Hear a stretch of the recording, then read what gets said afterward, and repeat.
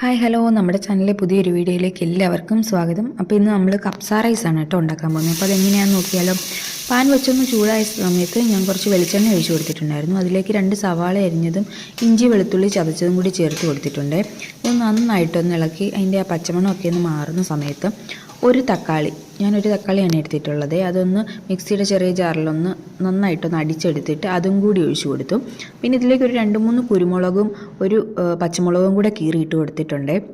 പിന്നെ നമ്മൾ മസാലയായിട്ട് ചേർക്കുന്നത് ഗരം മസാലയും അതുപോലെ തന്നെ ബിരിയാണി മസാലയും കുറച്ച് മഞ്ഞൾപ്പൊടിയും കൂടെയാണ് ഞാൻ ചേർത്തിട്ടുള്ളത് കേട്ടോ. ഇതെല്ലാം കൂടെ ആ പച്ചമണം ഒന്ന് മാറുന്ന സമയം വരെ ഒന്ന് ഇളക്കിയെടുത്തതിന് ശേഷം ഒരു 3 ഉണക്കനാരങ്ങയാണ് ചേർത്ത് കൊടുത്തിട്ടുള്ളത്. അതെല്ലാം കൂടി ഇട്ടൊന്ന് ഇളക്കിയൊന്ന് ഇതാക്കിയെടുത്തതിന് ശേഷം നമ്മൾ കഴുകി വൃത്തിയാക്കി വെച്ചിട്ടുള്ള അരി നമ്മൾ ഇട്ട് കൊടുത്തിട്ടുണ്ട് കേട്ടോ. ഞാൻ ഒരു മണിക്കൂർ ഒന്ന് സോക്ക് ചെയ്തതിന് ശേഷമാണ് അരി എടുത്തിട്ടുള്ളത്. 1 ഗ്ലാസ് അരിക്ക് ഞാൻ 2 ഗ്ലാസ് വെള്ളമാണ് എടുത്തിട്ടുള്ളത്. കറക്റ്റ് മെഷർമെൻറ്റിൽ എടുത്തില്ലെങ്കിൽ നമ്മുടെ ഈ അരി വെന്തളിഞ്ഞു പോകാനുള്ള സാധ്യതയുണ്ട്.